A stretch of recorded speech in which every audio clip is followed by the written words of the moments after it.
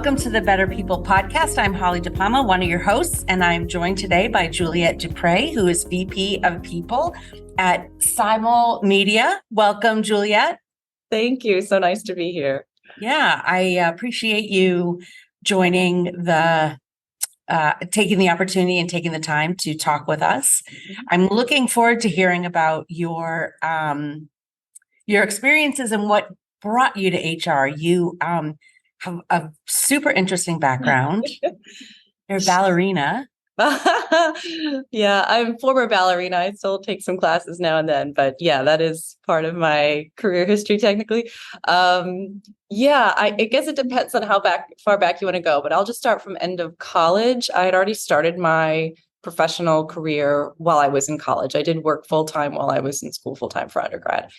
And in 2000, let's see, what would it have been? 2004 is when I joined McGlinchey Stafford Law Firm, which I think goes by another name. It has different managing partners nowadays, down in New Orleans, where I went to school at Tulane and was a litigation paralegal, dealing in originally just product liability law for major auto manufacturers, which was fascinating work. I worked for a wonderful, wonderful partner there, Gary Abear, who really taught me a lot about the pursuit of perfection, which I've carried with me through all of my work. He was a tough cookie, and but that high bar for our clients is something that absolutely served me through the rest of my career, and I think it's been a major support to the work that I do now.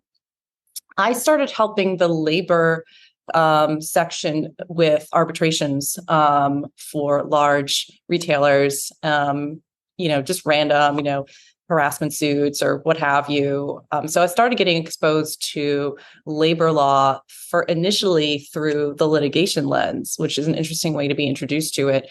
At some point, as some of you may recall, the major auto manufacturers, which were the bulk of the client work at the time, were going through some bankruptcies at some point in the 2008 timeframe.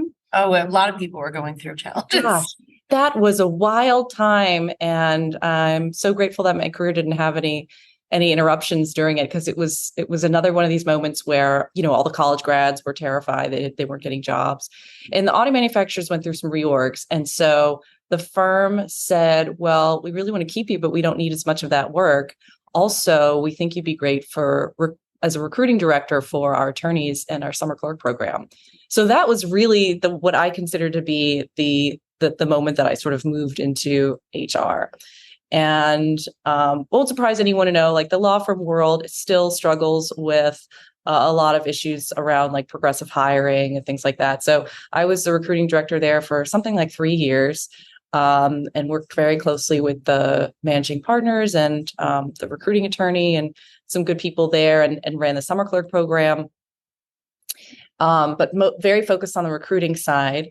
And I loved it, and I realized that I loved the work, but I didn't feel a love for the industry of law anymore, or and I kind of was I'd always been interested in technology. I'd wanted to get a software engineering degree, but my university, Tulane, closed that program as soon as I enrolled in undergrad. I know.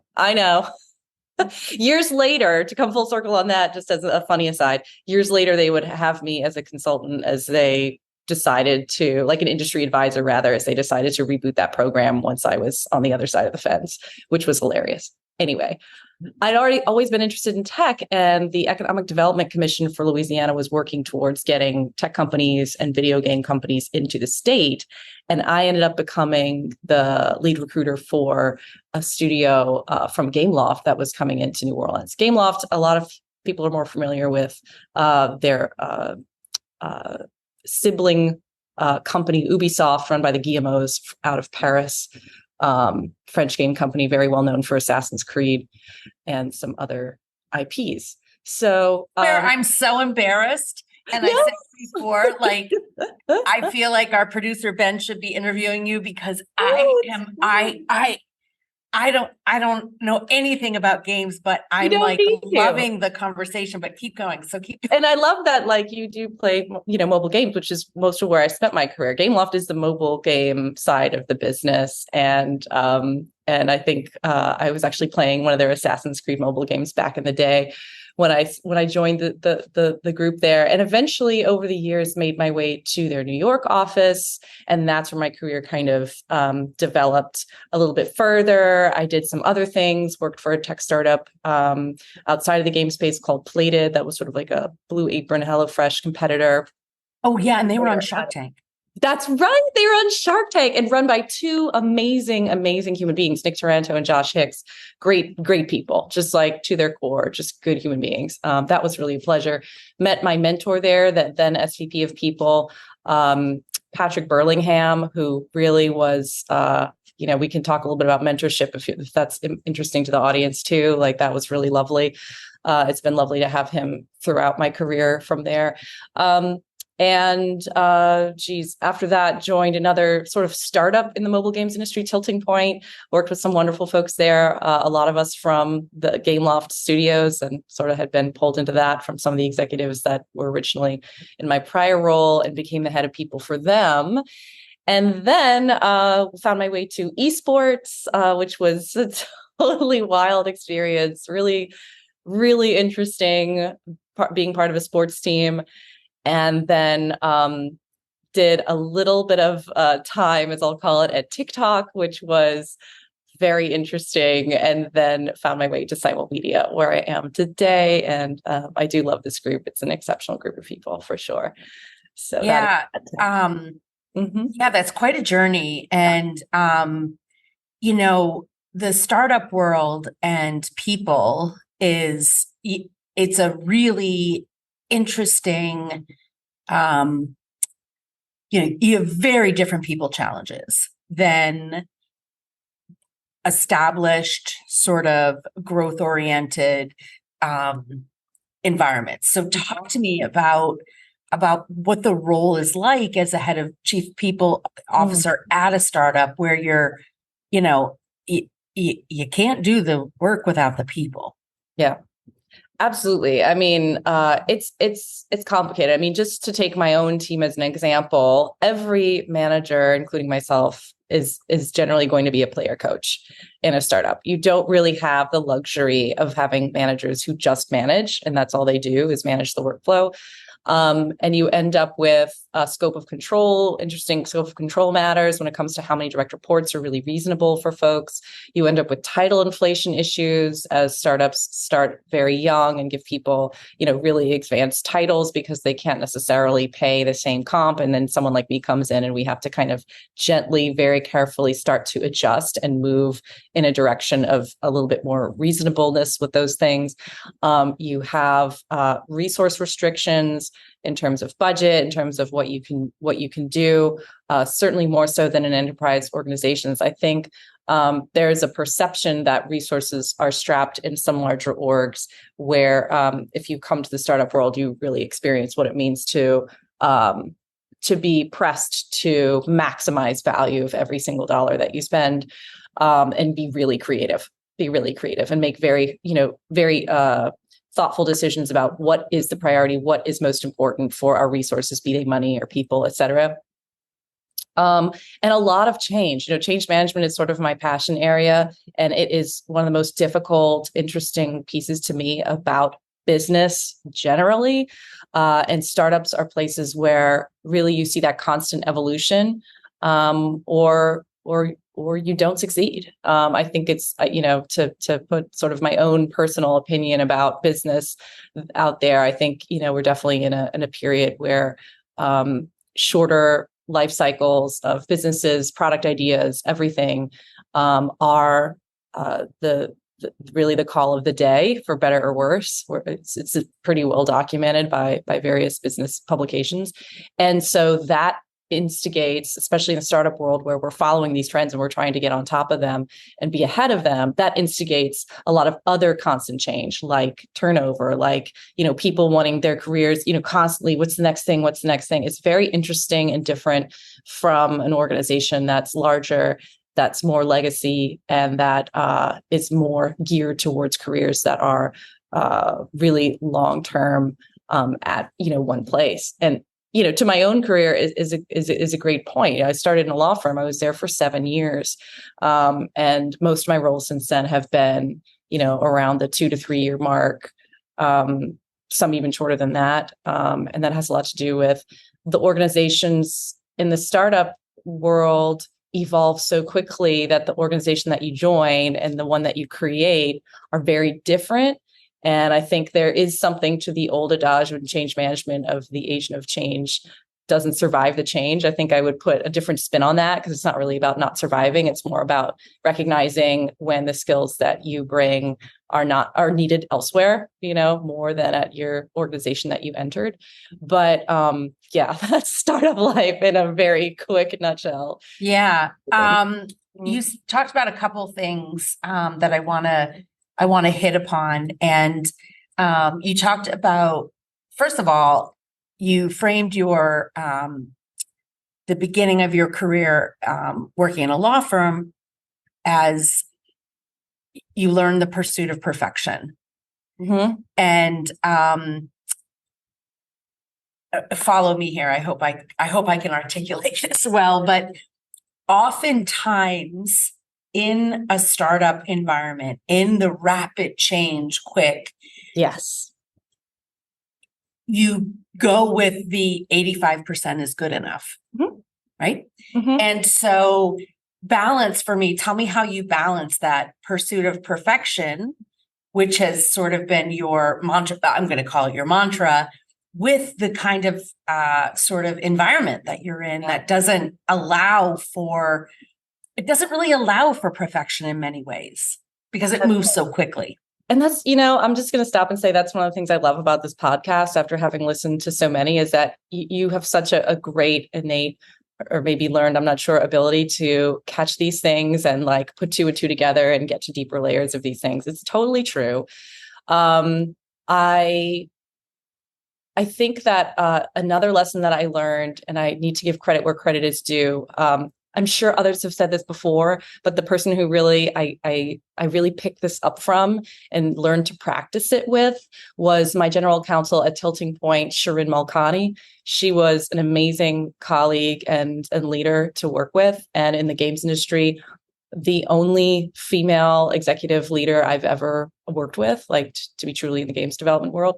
Shirin, who I think also ended up going into ad tech after Tilting Point, she used to always say perfection is the enemy of good. And I think it's really is, there is a tension there because I do believe in both things. I believe in the pursuit of perfection, but I also believe in recognizing that actual perfection is the enemy of good. You cannot move a fast moving business forward if you only hold to that standard. It's more nuanced than that.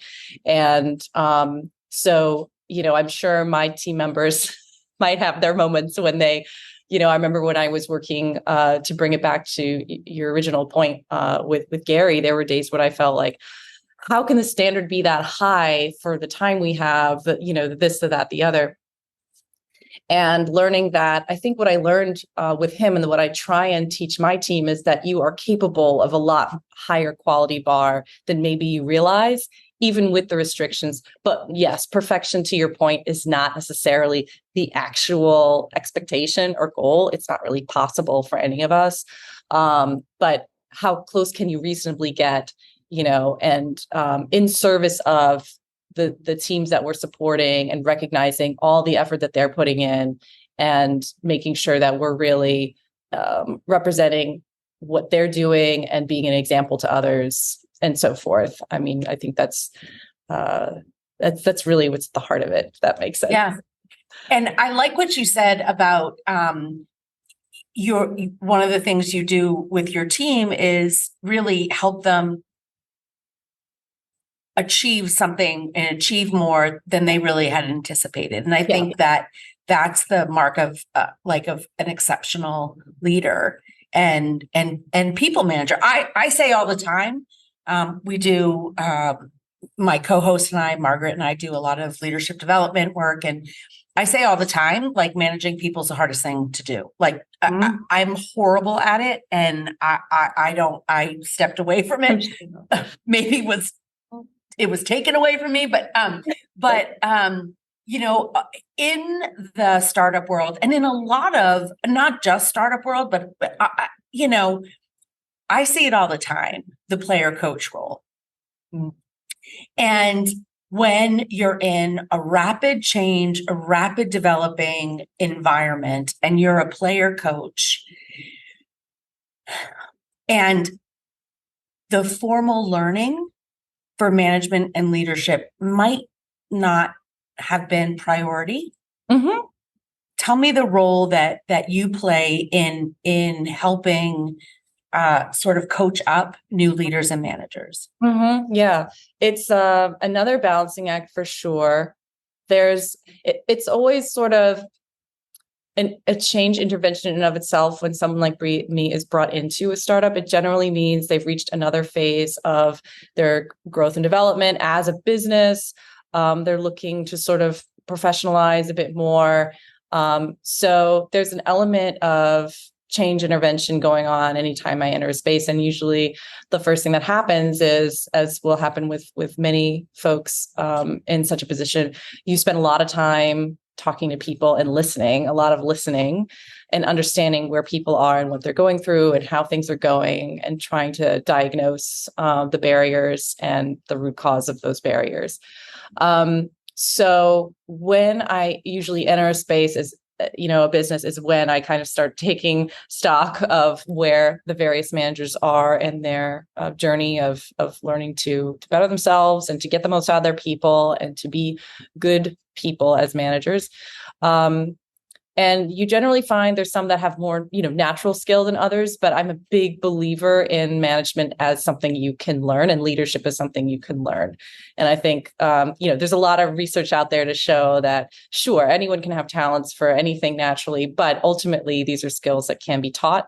And leaders are not born. That is one of the most, I think, harmful ideas and erroneous aphorisms of business. So with that in mind, it's really a little bit of a custom approach once I get to know folks. And typically I'm dealing with organizations where I might have, a dozen top executive leaders and maybe, 2 or 3 dozen managers all in underneath them.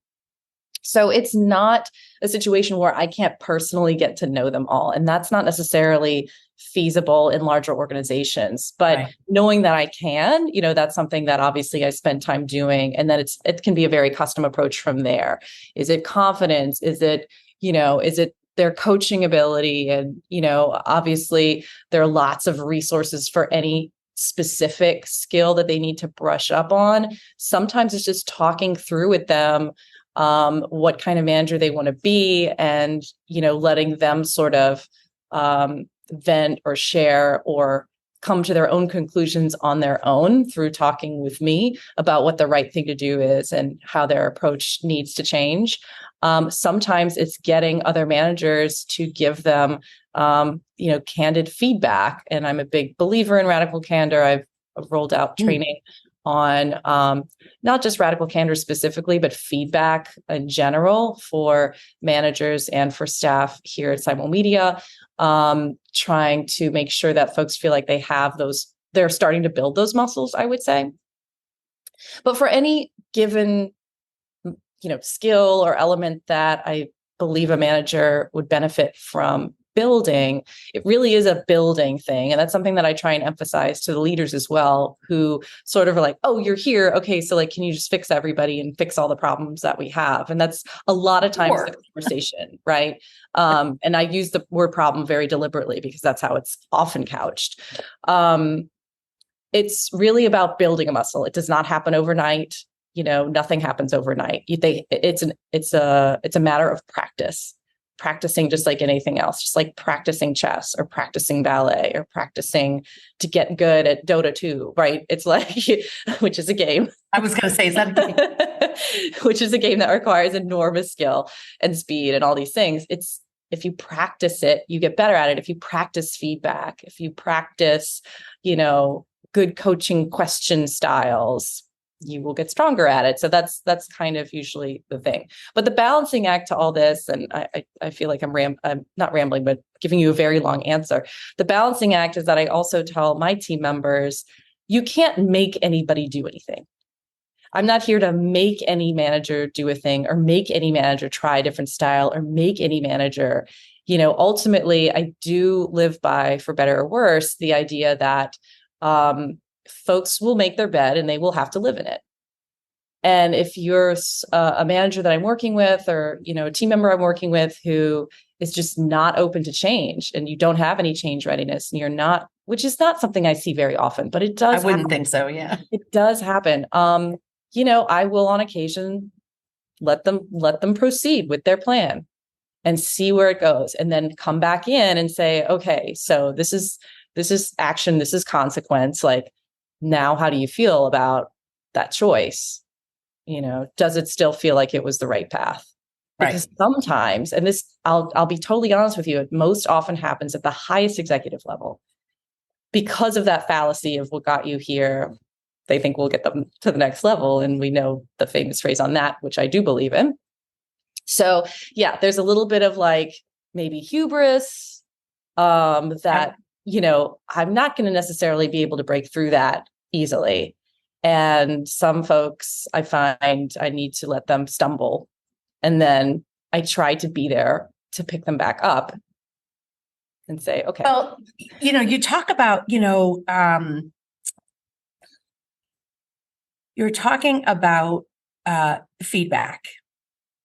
Mm-hmm. And there's so much talk about feedback in the world of business and management and leadership. And it's good, it's bad, it's this, it's that. I have forward now. Everyone's talking about feed forward.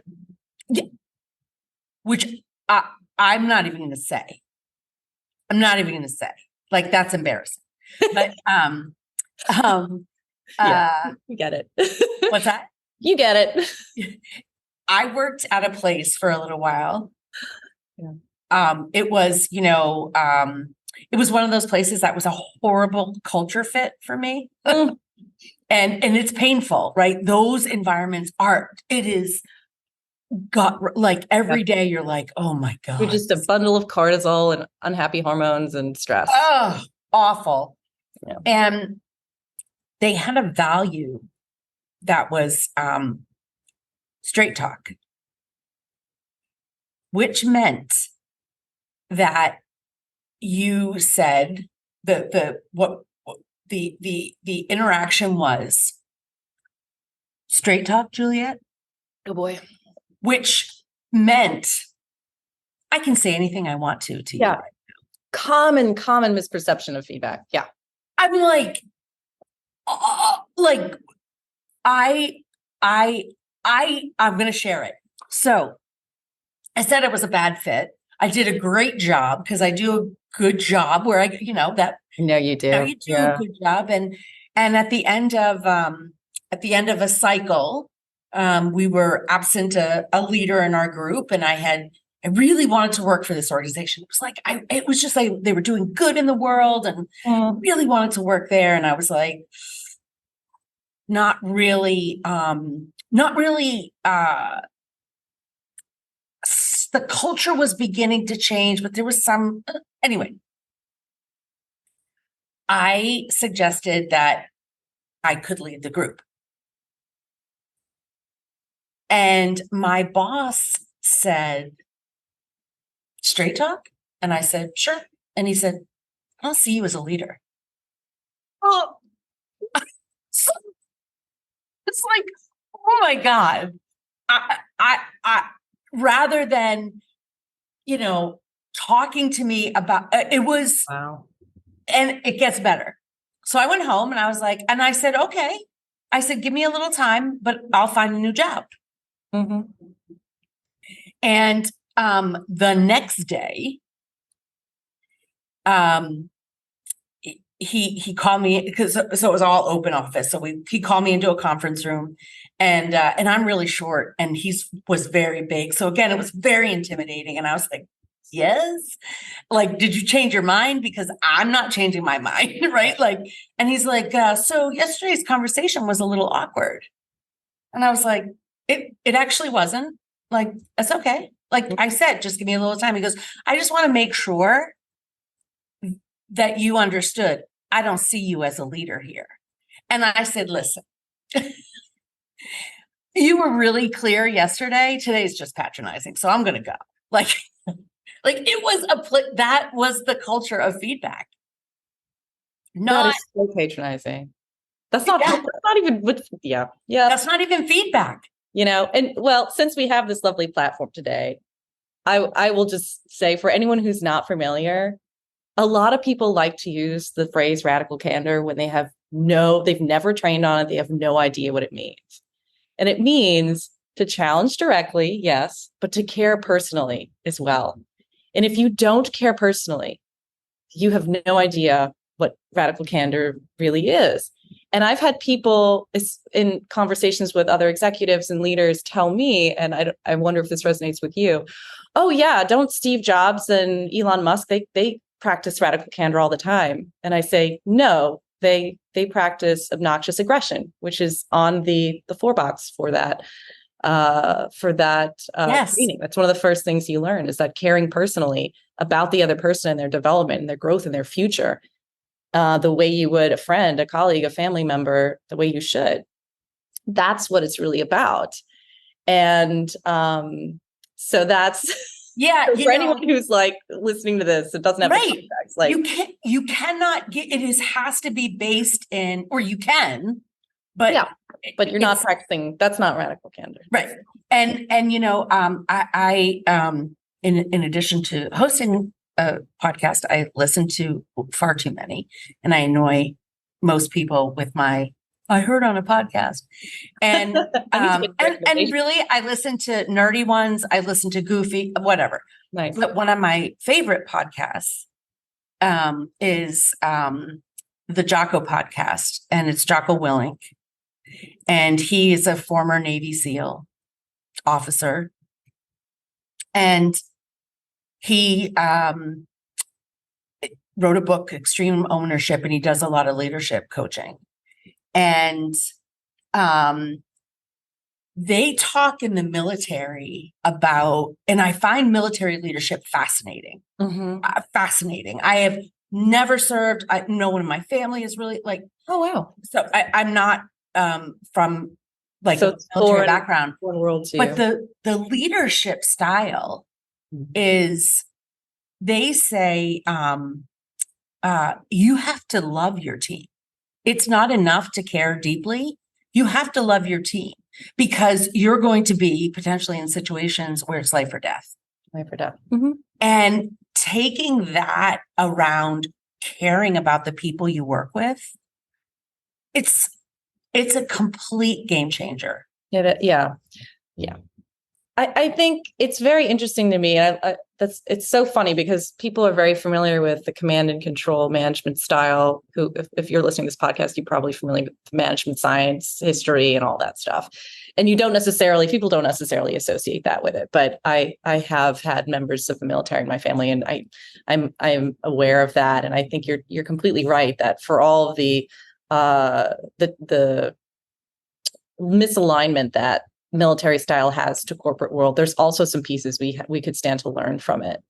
And that's absolutely one of them. And yeah, I mean, when you think about, giving feedback to someone the way you would a friend, it's completely different. Right. Yeah. Let alone thinking about them like family or someone that you really deeply love and care about.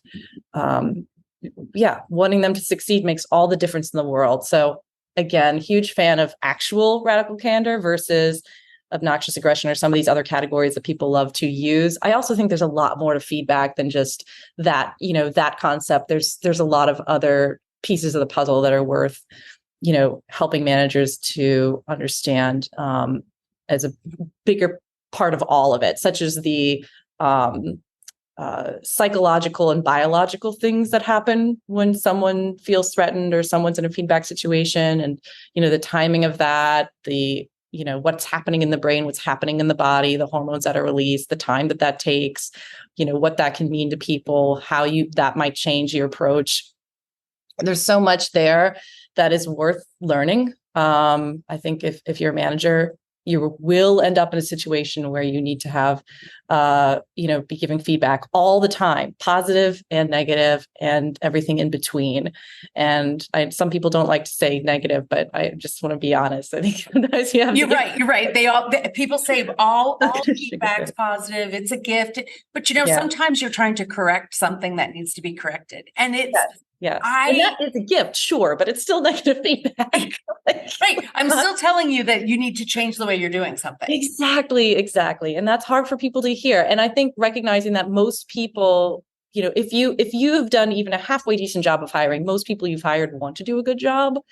So it's a personal defeat, and it's really upsetting on a personal level to someone when they realize that they haven't been as awesome as they had hoped to be, as they're trying to be, that they're trying to be, genuinely trying to be. A lot of people, genuinely, but it also, it's tough. So many layers to that, but that's a big part.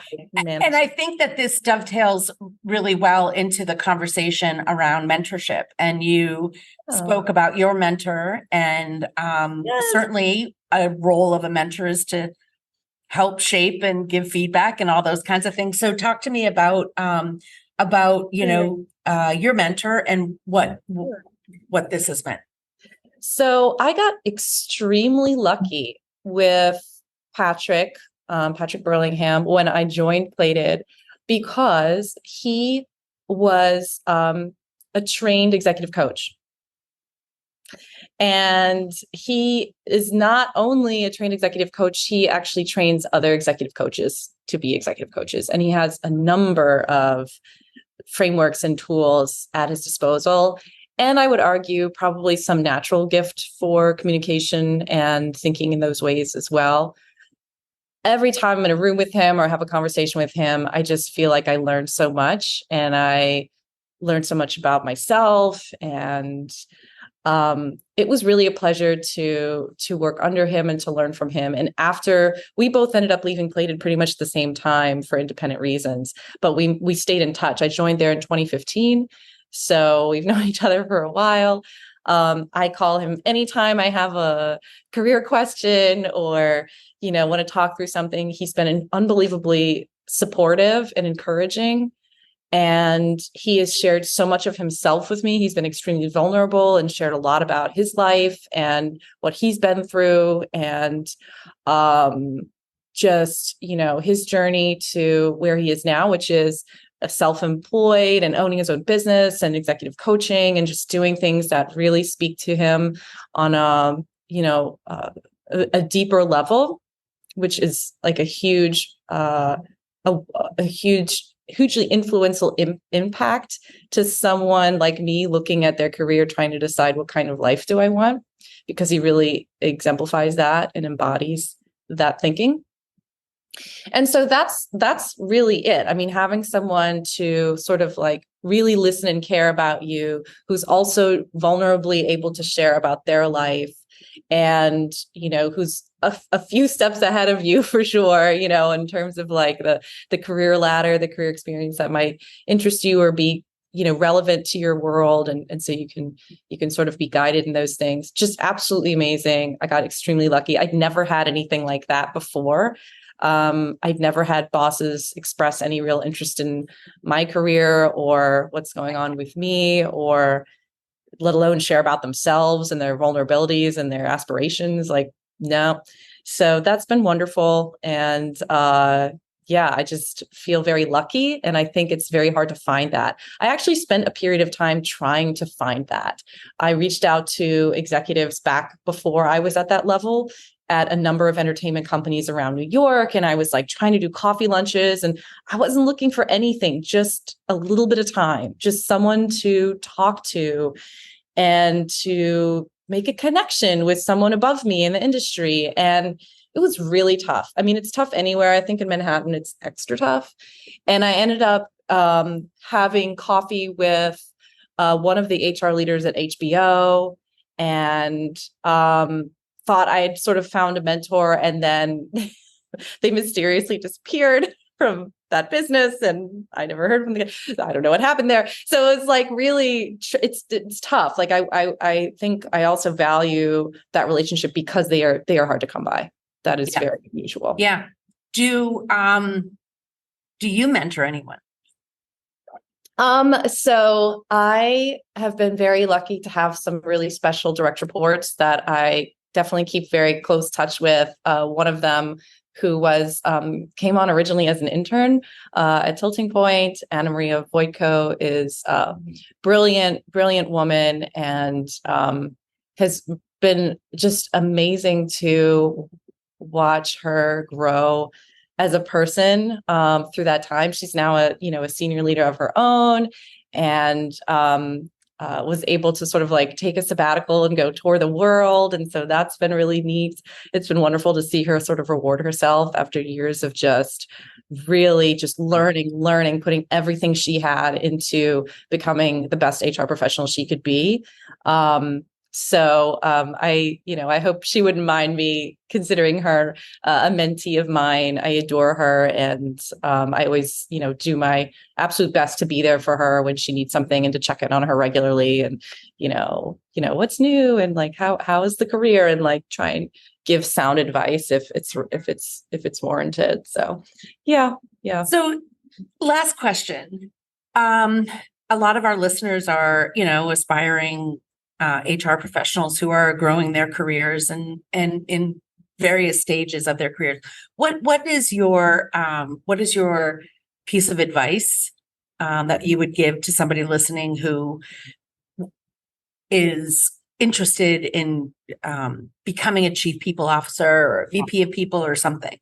It's really simple. It's never stop learning. And this is what worked for me, and what I believe has built the skills and goodie bag of information that I keep in my brain that I can draw from when I need it, because there's so many situations that you can't plan for. So the more tools you have at your disposal, the more connections you can make between all the pieces of information, the better.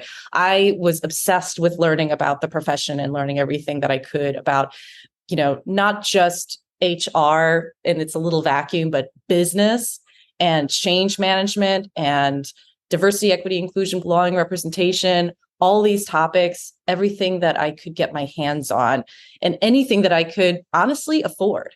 I went back and got my master's, but for the 10-year span between my undergrad and master's, I never stopped going to everything I could get my hands on, reading books, just trying to never stop the momentum of bettering myself as a professional. And that's maybe a boring answer, like read a lot of books, go to seminars, go to conferences, talk to people, read tons of articles. There's so much on the internet. Some of it's bad, but you can tell what's good. A lot of it's on Harvard Business Review. Some of it's not. Some of that stuff is also bad and old fashioned, but there's so much out there. Just don't rest on your laurels. I know it takes a certain, persona, maybe personality to want to make that time. Maybe I'm just, lucky or unlucky that that's the personality I have. So I never want to impose on someone else that expectation if that's just not who they are. But I put a lot of time into that. And I do credit the effort with a lot of, where I am today. Yeah, success doesn't come without effort. And certainly I really appreciate that, the notion to not stop learning, and particularly to learn about business, not just about don't cocoon and say, why doesn't someone listen to me? It's learn how to influence and how to really understand the business you're in. And with that, Juliet, I have really enjoyed our conversation. I wish you all the best, and thank you so much for your time. Oh, I'm so grateful to be part of this program. It's a wonderful podcast. If anyone out there is listening, go back and listen to all the other ones. They're amazing. Some amazing guests. I'm super honored. Thank you so much. This went very quickly. Actually, I had a blast. Thank you, Juliet. Thank you for listening. We hope you got a ton of value out of this episode. Before we go, we want to thank the sponsor of our show, the Mid-Atlantic Employers Association. more commonly referred to as MEA.